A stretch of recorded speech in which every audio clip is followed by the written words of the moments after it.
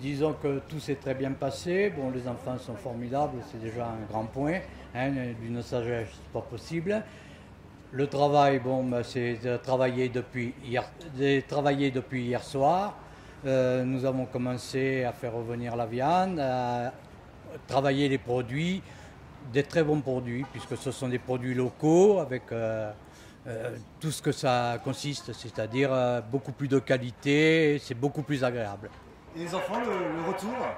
Alors les enfants, on a été très surpris parce que c'est peut-être une des premières fois où je me rends compte que les enfants ont redemandé ce qu'on appelle vulgairement à la cantine durable. Croyez-moi, on ne s'y attendait absolument pas. Et quel était le menu? Alors le menu, c'était du pâté de porc lourd, du pâté de foie de porc lourd.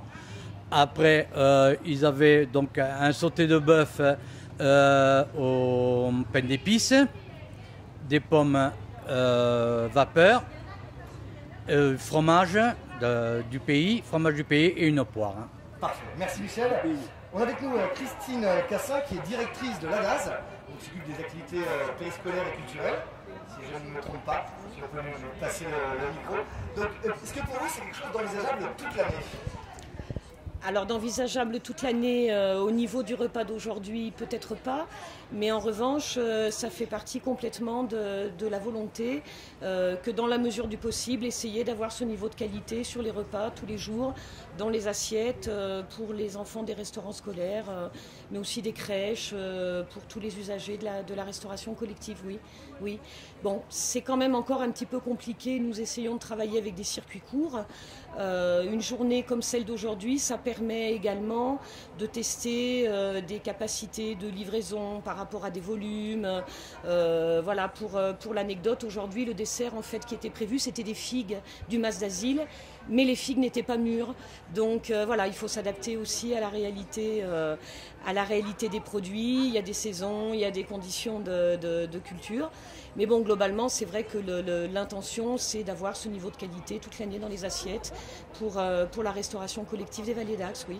Et on a aussi un problème, j'imagine, économique. Est-ce que c'est un coût beaucoup plus important pour les cantines scolaires ou c'est quelque chose de complètement jouable? Alors, un coût plus important, oui, il y a une valeur ajoutée, il y a une petite valeur ajoutée, mais après, ça doit s'intégrer dans un processus de réflexion. On augmente le coût sur les denrées et on essaie de le diminuer sur d'autres postes, là où on peut. Par exemple, très concrètement, les enfants dans nos restaurants scolaires n'utilisent plus de serviettes en papier. On demande maintenant aux parents chaque semaine de nous faire passer des serviettes en tissu. Alors on a acheté des machines à laver pour laver les serviettes en tissu parce que sinon c'est compliqué à gérer. Avec et voilà. Serviettes dorées exploratrices ou Spider-Man. Voilà. Alors en plus c'est l'occasion d'avoir des activités dans les centres de loisirs parce qu'on fabrique son rond de serviettes et autres.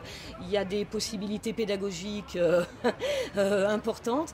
Et voilà, ce qu'on économise sur ces serviettes en papier. Alors c'est sûr que ça peut paraître anecdotique, mais en réalité sur le volume, sur le nombre de repas, nous servons pratiquement pas tout à fait 500 repas par jour sur 140 jours de restauration scolaire.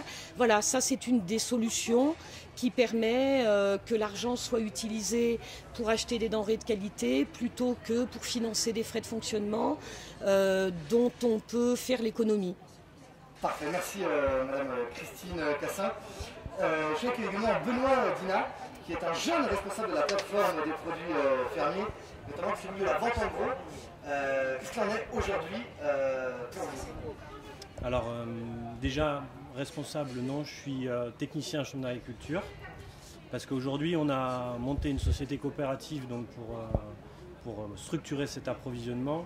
Et la société coopérative donc, qui s'appelle Terroir Ariège-Pyrénées a embauché donc, son salarié, qui est Jean-Paul Echenne, aujourd'hui qui est en place depuis 1 mois et demi. Donc l'idée c'est qu'aujourd'hui on structure dans chaque filière l'approvisionnement de cette plateforme qui va être vraiment le point central et l'intermédiaire entre la production et le monde de la restauration sur le département. L'aboutissement du projet qu'on fait sera début novembre, là où on va commencer les premières livraisons avec un professionnel des transports, qui est une société qui s'appelle la CETAC, la société qui est implantée à Pamiers. Et là, l'idée, c'est justement, pour compléter ce qu'a dit Madame avant, c'est de structurer et pouvoir approvisionner ces écoles qui ont des besoins en produits locaux et de pouvoir justement répondre efficacement à cette attente, sachant que les produits sur le département on les a, les producteurs et les artisans font leur travail, mais leur travail n'est pas de livrer, ils n'ont pas à passer leur journée sur les routes. On a des professionnels du transport qui le font, donc l'idée c'est de mettre en place un partenariat avec ces gens-là pour du coup proposer à la restauration des produits locaux. Et si les informations sont bonnes, c'est un projet qui est assez nouveau. Alors, comme est-il aujourd'hui sur le terrain, c'est quelque chose qui est en pleine expansion? Alors, nouveau dans le sens où on est en train de le structurer, et il démarre début novembre. Réellement, il y aura les premières livraisons.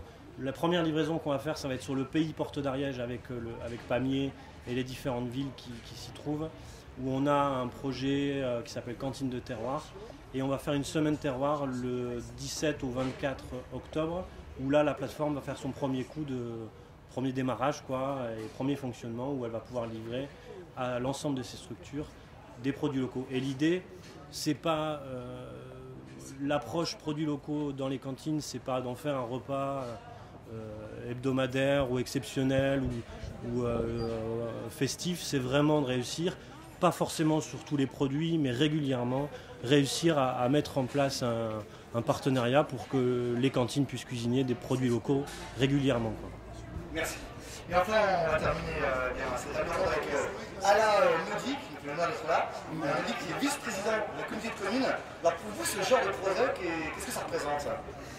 Eh bien, c'est un tout par rapport à la politique enfance de la communauté de communes, puisqu'on a pris largement la compétence pour les écoles, le fonctionnement des écoles, la restauration scolaire, les ALAE, c'est-à-dire les centres de loisirs associés aux écoles, les centres de loisirs sans hébergement. Et à l'intérieur de ça, donc, il y a la restauration scolaire pour laquelle nous avons souhaité offrir une harmonisation aux enfants des écoles par rapport à tout ce qu'il pouvait y avoir autrefois. Alors j'explique qu'il y a différents restaurants, c'est un peu compliqué.